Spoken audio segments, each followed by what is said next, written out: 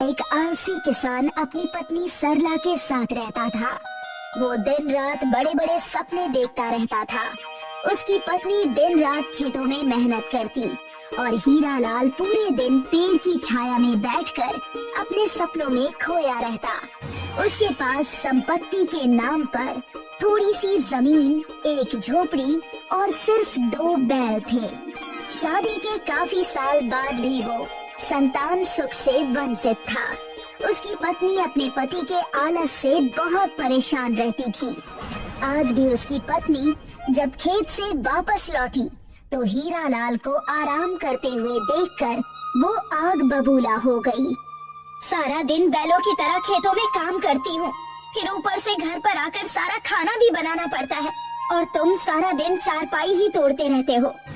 अरे क्यों चिंता करती हो सरला, बस कुछ दिनों की बात और है, उसके बाद हम दोनों पैसों में नहाएंगे। हीरा लाल की बात सुनकर सरला अपना माथा पीट कर बोली, कुछ दिनों में क्या हो जाएगा जी? हे भगवान, मेरी तो किस्मत ही फूट गई कि मुझे तुम्हारे जैसा आलसी पति मिला। काम धंधे में हाथ तो बटाते नहीं हो, बस पड़े पड़े मुंगेरी लाल के जैसे हसीन सपने देखते रहते हो। तुम्हारे बेतुके सपने सुनते ही मेरा आधा जीवन कट गया। एक तो भगवान ने मुझे तुम्हारे जैसा आलसी पति दिया और ऊपर से संतान सुख से भी वंचित कर दिया। तभी वहाँ पर जमींदार सूरज सिंह अपने आदमियों के साथ हीरा लाल के घर में घुस आया और उसने क्रोधित होकर हीरा लाल से कहा, मुझे मेरे पैसे वापस चाहिए हीरा लाल। मैं कुछ दिनों में आपकी एक एक पाई लौटा दूंगा जमींदार साहब। हीरा लाल, तू पिछले 6 महीनों से मुझसे ऐसे ही बोलकर बेवकूफ बना रहा है और मैं हर बार तेरी बात पर विश्वास कर लेता हूँ, लेकिन आज मैं खाली हाथ नहीं जाऊंगा। मुझे आज अभी और इसी वक्त अपने सारे पैसे चाहिए। हे भगवान, क्या ये तुमसे भी पैसे लेकर आए हैं? मुझसे क्या पूछती हो? अपने इस निकम्मे पति से क्यों नहीं पूछती? काम का ना काज का, दुश्मन अनाज का। जमींदार की बात सुनकर सरला फूट फूट कर रोकर कहने लगी, हे भगवान, ये कैसा पति दिया है तूने? मैं इनकी कर्जे चुका चुका कर तंग आ चुकी हूँ। कल ही तो मैंने बिरजू नाई को पैसे दिए थे, ये उससे भी पैसे लेकर आ गए थे। अपनी पत्नी को रोते हुए देख हीरा लाल भावुक हो गया। वो हाथ जोड़ते हुए सूरज सिंह से बोला, मुझे थोड़ी सी मोहलत और दे दीजिए। मैं इस बार पक्का वादा करता हूँ कि मैं कुछ दिनों में आपकी सारी रकम लौटा दूंगा। मैं कैसे यकीन कर लूं? वो दिन भर कुछ काम तो करता नहीं है।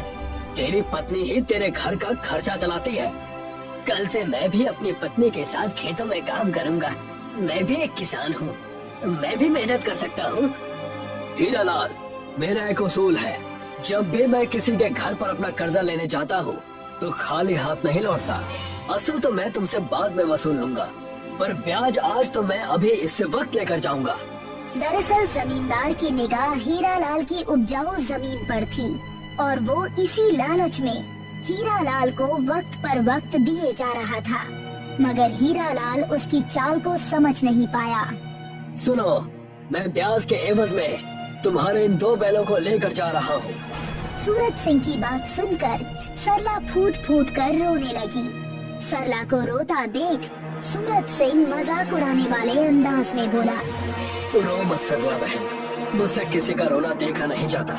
मैं तुम्हारे बैल ले जा रहा हूँ, लेकिन उसके बदले में ये मुर्गी तुम्हारे लिए देकर जा रहा हूँ। तुम तब तक इस मुर्गी से अपने खेतों में हल चला लेना। वो उन लोगों का मजाक उड़ाता हुआ वहाँ से चला गया। सरला फूट फूट कर रोने लगी, हे भगवान, तूने हमें संतान सुख से वंचित क्यों रखा? आज अगर मेरा कोई बेटा होता तो उस जमींदार की इतनी हिम्मत नहीं होती कि वो हमारे बैल ले जा सकता। रो मत सरला, भगवान पर विश्वास रखो, वो हमारी मदद जरूर करेगा। भगवान भी तुम जैसे आलसी लोगों की मदद नहीं करता। लो पकड़ो ये मुर्गी और जाओ खेतों में और खेत जोत कर दिखाओ। इतना कहकर सरला गुस्से में घर से बाहर चली गई और कब हीरा लाल लेटकर सोचते सोचते गहरी नींद में सो गया, उसे पता ही नहीं चला। सुबह जब हीरा लाल की आँख खुली तो उसके सामने एक पीले रंग का अंडा पड़ा हुआ था। वो अंडा चमक रहा था। उसने अंडे को उठाकर देखा तो वो अंडा सोने का था। हीरालाल ने तुरंत अपनी पत्नी को उठाया। हे भगवान, कल ही इस आदमी के बैल छीने हैं, फिर भी ये अपनी हरकत से बाज नहीं आया। अभी भी सपने देख रहा है ये। हीरालाल ने वो अंडा सरला को पकड़ा दिया। ये तो सोने का ही अंडा है। हाँ सरला, अब हमें सोने के अंडे को बाजार में बेचकर जमींदार का सारा कर्जा चुका देंगे और देखते ही देखते हम माला माल हो जाएंगे। सरला के हाथ से अंडा गिरकर टूट गया। टूटे अंडे में से सोने की पीली पीली किरणें फूट पड़ी और देखते ही देखते उन किरणों ने एक इंसान का रूप धारण कर लिया, मगर उसका पूरा शरीर पीला सोने के जैसा था। ये देखकर सरला और हीरालाल डर गए। उन्हें डरा देखकर सोने का इंसान बोला, डरो मत, अंडा आपके हाथों से टूटा है तो मैं आपका पुत्र हूँ और आज से आप मेरी माँ। ये सुनकर सरला की आंखों में आंसू आ गए। लगता है भगवान ने मेरी सुन ली। अगर मेरा बेटा होता तो मैं उसका नाम रमेश रखती। आज से मैं तुझे रमेश कहकर बुलाऊंगी। आप दोनों अब बिल्कुल भी परेशान ना हो, आज से मैं हल चलाऊंगा। लेकिन तुम कैसे चलाओगे बेटा? बैल तो जमींदार छीन कर ले गया है।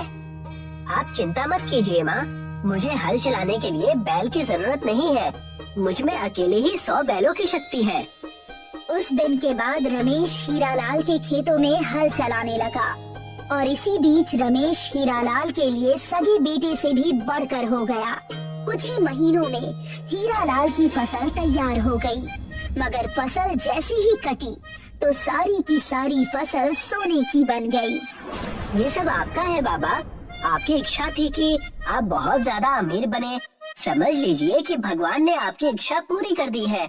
रमेश ने ये बोला ही था कि जमींदार सूरज सिंह अपने कुछ आदमी के साथ वहाँ पर आ पहुँचा और चीख कर बोला, हीरालाल, मुझे मेरी मुर्गी वापस कर। मैं जानता हूँ उस मुर्गी ने तुझे सोने का अंडा दिया है और उसी सोने के अंडे से तेरा ये बेटा निकला है। जब तेरे घर पे ये चमत्कार चल रहा था तो उस वक्त मेरे घर पर बर्तन मांजने वाली नौकरानी दूर से इस मंजर को देख रही थी, मगर उस बेवकूफ औरत ने मुझे ये घटना आज बताई। और हाँ, तेरी ये सोने की फसल भी मेरी है। तुम चाहो तो ये सारे सोने की फसल ले जाओ, मगर मुझसे मेरे बेटे को मत छीनो। मुझे सिर्फ मेरा बेटा चाहिए, ये फसल नहीं। तू एक नंबर का बेवकूफ आदमी है हीरालाल। मुझे ये तेरा सोने का इंसान नहीं चाहिए। मुझे वो सोने का अंडा देने वाली मुर्गी और ये फसल चाहिए। तभी वहाँ एक ऋषि प्रकट हुए और गुस्से से जमींदार की ओर देखकर बोले, ये जादुई मुर्गी मुझे एक देवता ने भेंट की थी। मैं ध्यान में मग्न था और तू उसी का फायदा उठाकर इस मुर्गे को चुरा कर ले आया। बेवकूफ, मैं तुझे श्राप देता हूँ, तू अभी और इसी वक्त पत्थर का बन जा। ऋषि के इतना कहते ही जमींदार और उसके सारे आदमी पत्थर के बन गए और वो मुर्गी उस ऋषि के पास आ गई। ऋषि ने हीरालाल से कहा, क्या तुझे ये सोने की फसल चाहिए? नहीं, मुझे सिर्फ रमेश चाहिए। हीरालाल की बात सुनकर ऋषि ने मुस्कुरा कर कहा, अगर तू सोना मांगता तो मैं तुझे भी पत्थर का बना देता। जा, ये सोने की फसल भी तेरी और ये सोने का इंसान भी। इतना कहकर ऋषि और वो मुर्गी वहाँ से गायब हो गए। हीरालाल के सारे सपने सच हो गए।